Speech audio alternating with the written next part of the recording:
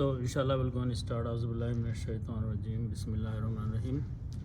So we are learning the items and different things which are recited during the Salat. So today we'll look at starting from the A'udhu Billahi. But before that, there is one rule that I want to emphasize and mention here because we will be applying that here in several places. So the rule is that there is a word, for example, if I have the word kitabun,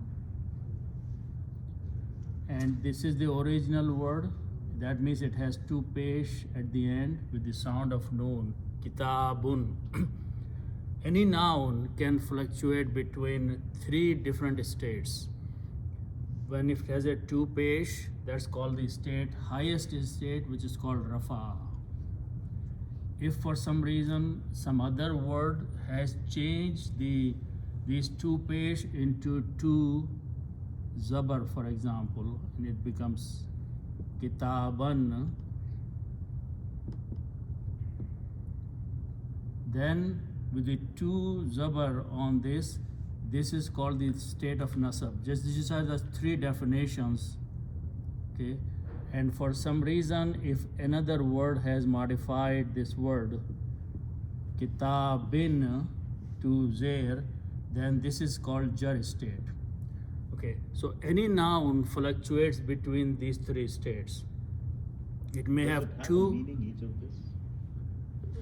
Meaning doesn't change. The book remains book. But in Arabic, in English, book, it is always book. But in Arabic, the zair, zabar, pesh keep changing because the next word has the impact on it. Okay, always the next word does that. The Now, meaning will never change. yeah. So now the other thing is that some word may remove one pesh or one zabar or one zair. So there are altogether 6 states. 2 kitabun, kitabo, 2 are kitaban, kitaba, and the 2 are kitabin, kitabi. Now the important thing is that this is a noun. So what I want to define today is adjective, okay, which is called naat or sifat. Generally in Arabic, these two words are used for that. Now, what is a naat and sifat? It is the quality of that things you are talking about. When adjective is defined, it is defined. For example, when you say child is handsome, so you are defining the quality of that child. So that word handsome, it's a noun itself, but it's defining the sifat, the quality, the adjective of the person or the original noun. So adjective follows the noun. For example, if I have the word azimun, azimun means big, great. Original word is azimun, okay? If in this sentence the word is kitabun, and I want to say that kitab is very, marvelous book, great book, something like that. So I will say kitabun azimun. So I will put down here azimun, which means kitab is very, I'm just defining the sifat of the book, quality of the book. So kitabun azimun, the book is great, okay? For some reason, some other word has modified this word and now it is kitaban. Then if I put the azim after that, it will be aziman. Okay? If for some reason some word is modifying this kitabin, then this word that will associate with that will be azimin. Okay. So what is we are saying? We are saying adjective follows the noun. Remember the terminology? Adjective, which is the quality, which is the sifat, has to follow the noun. is noun in two pesh, then this word will automatically will have two pesh at the end. If this word is two zabar, which is nasab state, then this will have two zabar. If this has two zair, this will have two zair. You can take any noun, any verb, or not verb, but the sifat or adjective. As soon as you combine them together, you will have to follow this rule. Okay, this is going to come a lot in these words, so that's the reason I want to point that we should understand. Is it always with the tanween, with the two, or No, it can be also whatever is there, single two? you will see that. Okay, so let's start with the word A'udhu billahi minash shaitanir rajim. Okay, the first word starts with these three letters Ain, Waw, and Dal.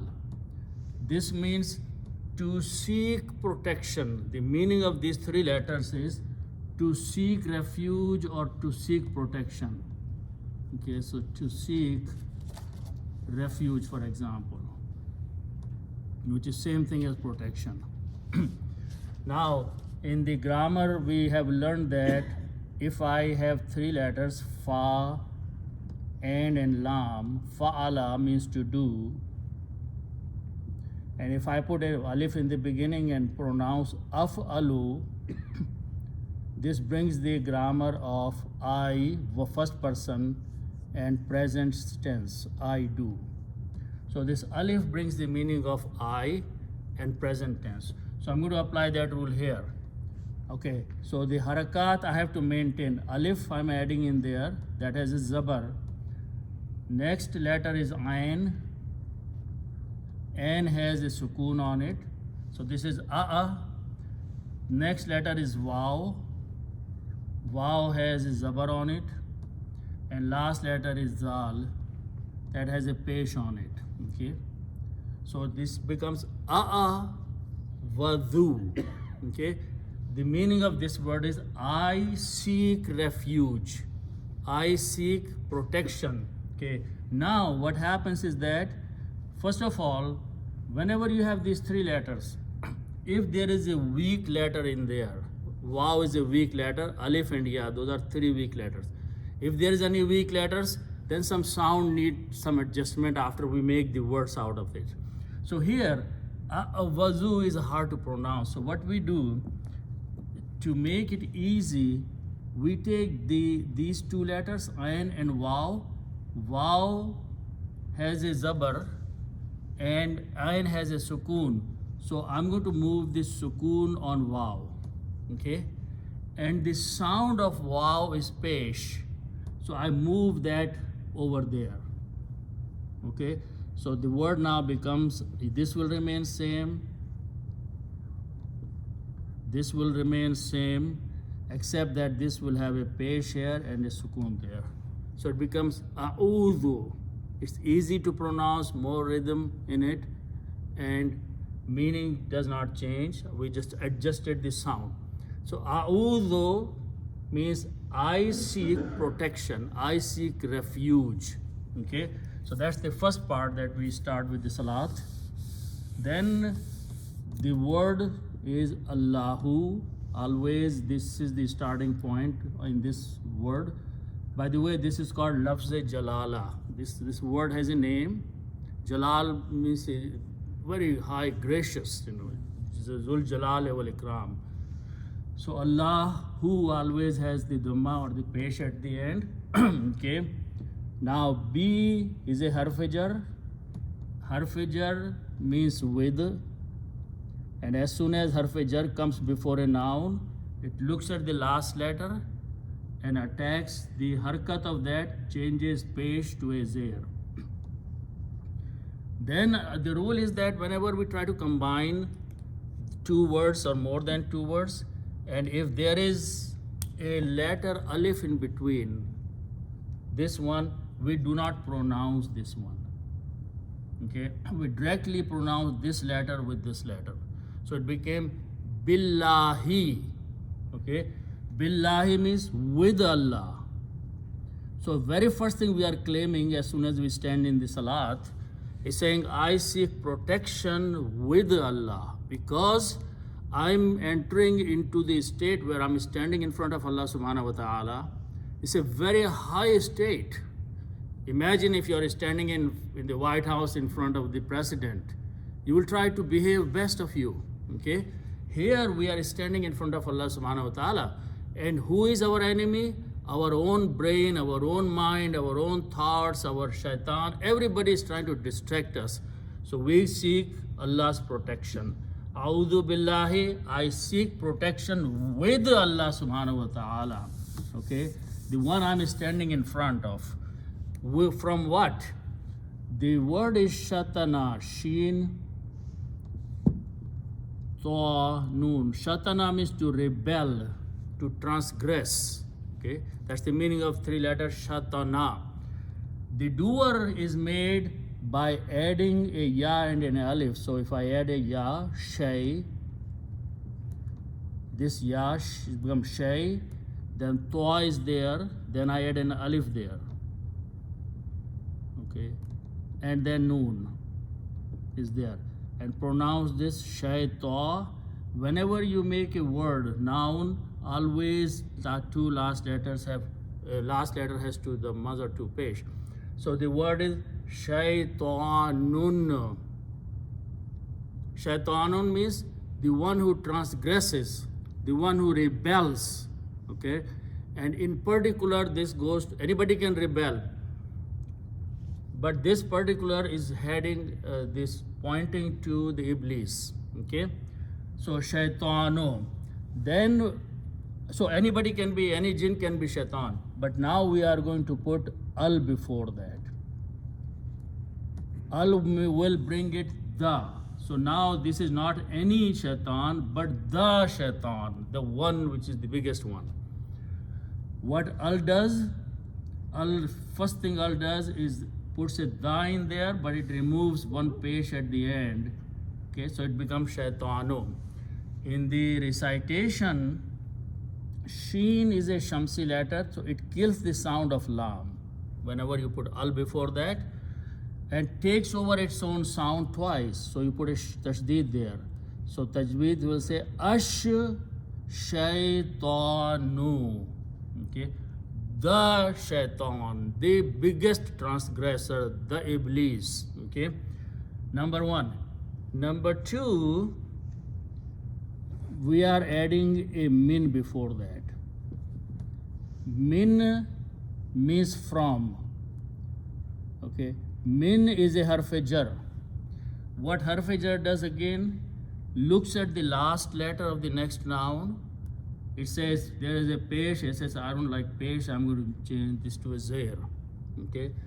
Then we want to read this. Qari comes now. He says I want to read everything together. Okay. But he says the problem is that there is a sukoon there. I have to change this sukoon into a zabar for recitation. So he will say mi nash now. Because if you leave the sukoon there, then noon and sheen cannot be joined. So me, he will say, instead of saying min, he will say me only. And then noon he will combine, so it will become minashaitani. Okay? So this is the full word. See how many words came together to make this one. I seek protection with Allah. First we are using the word Allah. Because see what happens. You can say, I seek protection minash shaitan with Allah. But by bringing with Allah first, it's an emphasis. Whenever you bring something first, you are emphasizing that I am seeking protection with Allah, because that is the most important, and then whoever comes after that.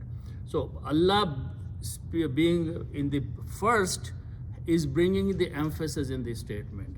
So now we are seeking protection with Allah from ash-shaytani. Okay. Now look at the next word.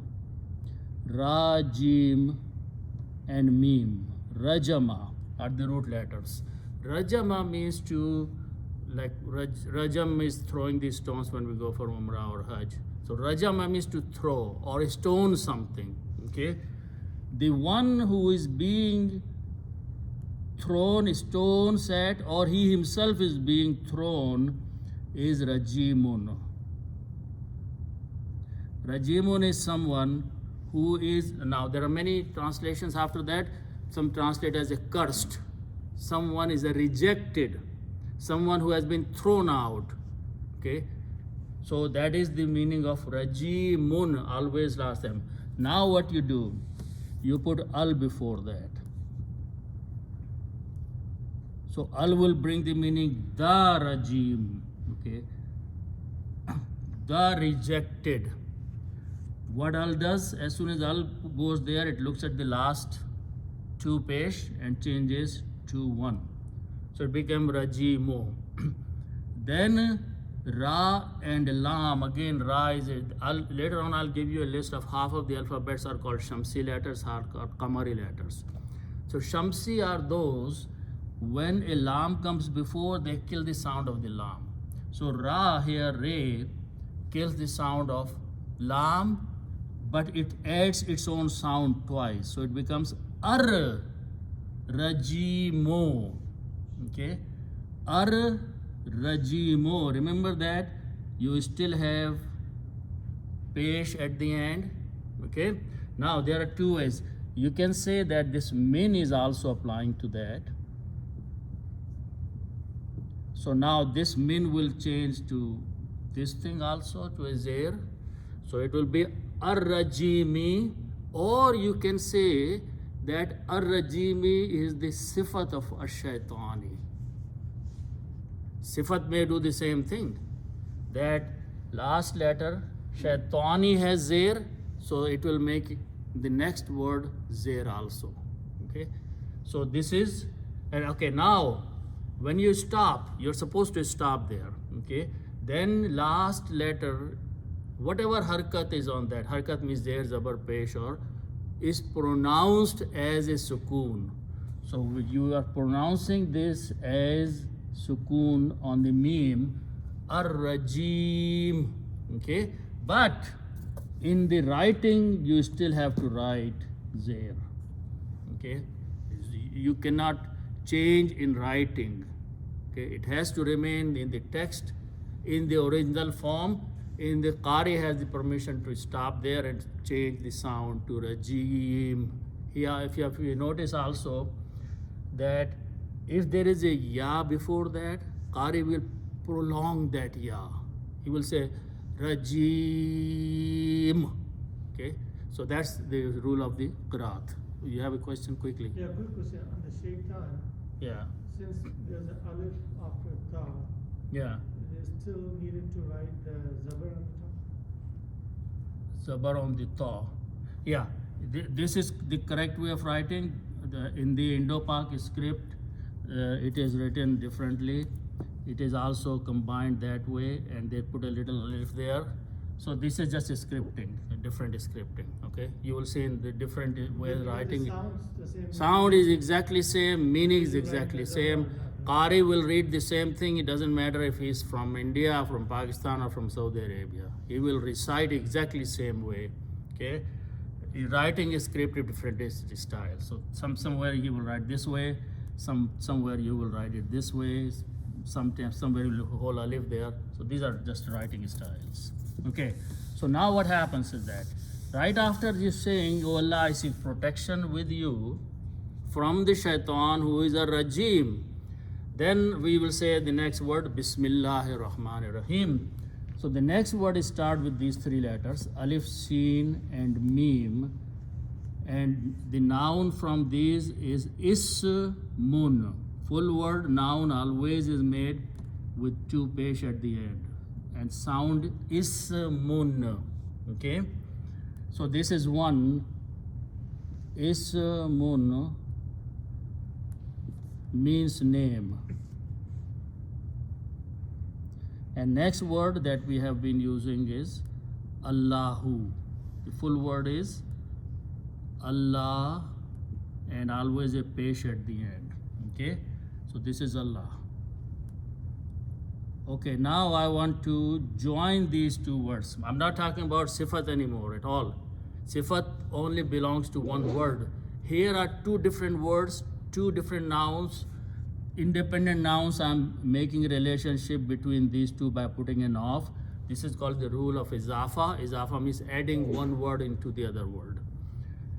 Now it became a short sentence. Name of Allah. They are related now to each other. What's the rule in Arabic? In English we put of. In Arabic we make the word change. How do we change? We remove one page from there, so it becomes ismu. And on the second noun, we look at the always last letter, page is changed to zair. Now Qari will recite together and he will not read this alif in between, you have to leave it there. Okay? So the word became Ismullahi. Full word now is Ismullahi. The English translation is name of Allah or Allah's name. Now put a harf jar. Harf jar is a B. Okay? B means with. What harf jar does? First thing, it looks at the next word, which is noun. At the last letter meme, it says there is a page there. It says harf jar changes this page to a zair. That is the reason of jar. So now, again Qari says, I'm not going to read alif there. Okay? Then come a smarter scripter. He said, why do we write then? So he removes this whole thing from there. Okay? So it was Bismillahi. Okay, that's the word there. Okay? Exactly, if you connect, then B and C will be connected as they are written there. Alif has been removed completely. In general, we leave the alif there when it is not pronounced, just like it's still left here. Okay? But in between these two, this is very unique in the Quran. In other places, whenever you join, you leave the alif there. But with bism is a very special way of scripting that we totally remove the alif from in between there. We are not pronouncing, but we are not even writing here. So you will find Bismillah written this way, the way it is, okay? So very unique. So Bismillahi. Notice the last letter is Allahi, okay? This is in the jar state with the zair under the last letter, okay? Keep that word in mind. Now take these three letters, Ra, Ha, and Mim, okay? This means to have a mercy, to show mercy. We create two words from here, okay? The first word is created by putting a ya in between the second and third letters, and it becomes Rahimun. Okay? The word Rahimun, any three letters, when we put a ya there, it becomes a doer, someone who shows the mercy. But quality of this word is that this word has the intensity in it. For example, if you have the Ain, Lam, and Mim, these three letters, this means to learn or to know something. I'm going to make two words and you will know the difference. I'm going to say one word I make by putting alif between first and second, so it becomes Alim. Alim is someone who goes to college or school and learns something, he becomes Alim. He learns some knowledge, becomes Alim. If I put a Ya instead of alif, Ya here, and it becomes Alim. Alim is the one who has the intensity of the knowledge. Alim is not used for pupil, it is used for Allah subhanahu wa ta'ala. So when a word is made at this wazan that you add in a ya in there, it is the intensity of that activity. So the word Rahimun means very, very, very intense, merciful. Okay? Then we put al before that. Al means da. Okay? So first thing al will do, it will make da merciful. Okay? And it will remove this one page. Again, it will kill, Re will kill the sound of Lam. It will add twice the Ra itself, so it will be pronounced Ar-Rahimu. Final word is Ar-Rahimu. Rahimu, the most merciful. Okay, that's one word. From the same three root letters, we create another word by adding an alif like that. Here, between, instead of ya, and it's pronounced as Rahma Nun.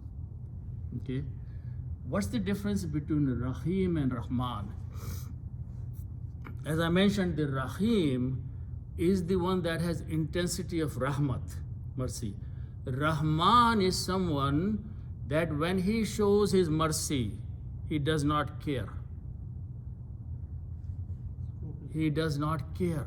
For example, when the words are made at this pattern, at this wazan, one example I usually give, that if you heard the word Tughyan, what is Tughyan?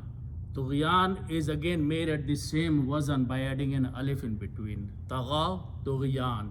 Okay, so we have added a noon and alif actually here, alif and a noon, and in Tughyan, Tufan, okay, at the same wazan. What does Tughyan do? What does Tufan do? Tughyan is the water flowing between the two banks of the river. Beneficial, but when it overflows, it doesn't care after that. It can destroy a crop or it can drown a child. Which means the intensity does not care. Okay? Now that was a negative. Look at the positive.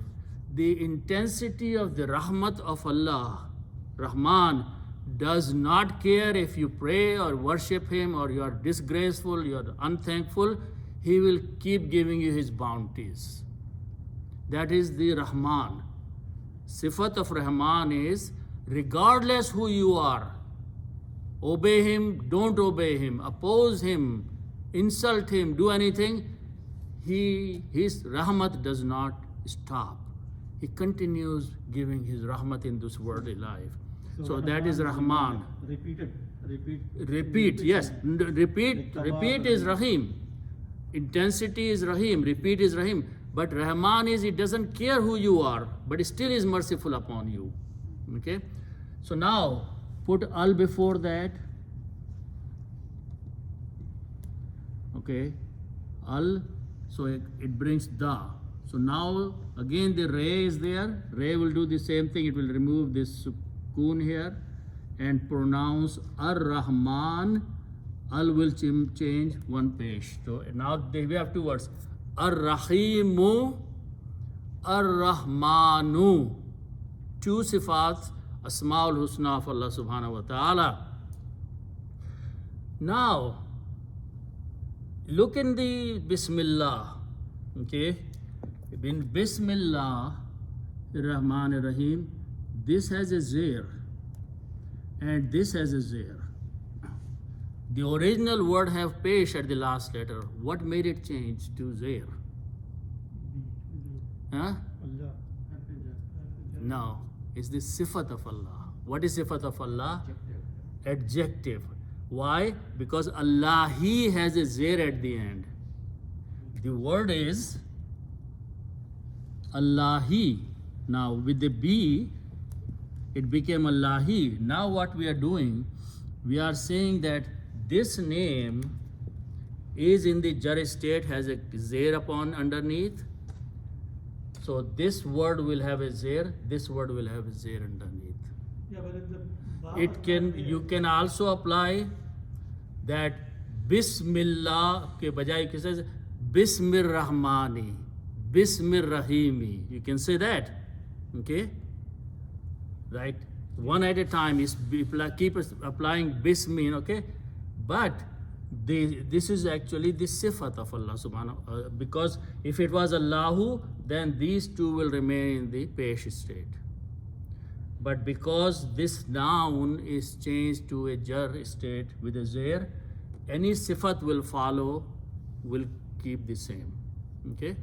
So I think we should stop here. Yeah. And